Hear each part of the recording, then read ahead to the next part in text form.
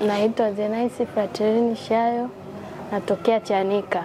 Nilipofika hapa Muhimbili nilikuwa na changamoto, nilimeza mswaki wakati na brush meno. Naitwa Dr. Eva Wiso, ni daktari bingwa mbobezi wa magonjwa ya mfumo wa chakula na magonjwa ya ini katika Hospitali ya Taifa ya Muhimbili.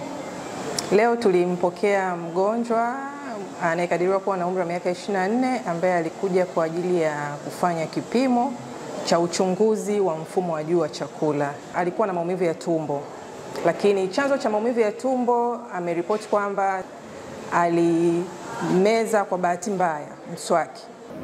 Ile na brush ulimi, kashangaa mswaki umeshuka. Ile kushuka ukawa umekwama kwenye koo. Siwezi kuomba msaada. Nimeingiza mkono, sijauona, ukawa umekwama tu kwenye koo pale. Kabidi nilazimishe kuumeza ili nipate msaada. Baada ya kumfanyia kipimo, tuligundua kwamba ndani ya tumbo la chakula kulikuwa kuna mswaki ambao ndio huo ulikuwa umemezwa karibia na zaidi ya wiki 3 zilizopita. Ni mswaki ambao ulikuwa ni mkubwa kabisa, ambao unakadiriwa kuwa na sentimita 34 wa mtu mzima. Nilipofika Muhimbili nilichekiwa, ndo wakawa wameuona mswaki.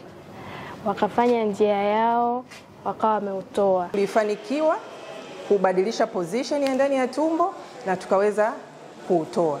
Sasa hivi baada ya kufanyiwa huduma, maumivu yapo japo sio sana kama mwanzo.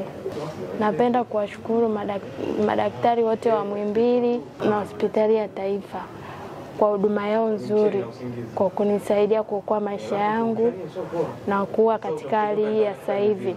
Maana nilikuwa na mzongo wa mawazo sana. Wameweza kunitoa huo mswaki bila kufanya operation. Mpaka sasa hivi najisikia japo maumivu kidogo yapo, ila nashukuru Mungu naendelea vizuri.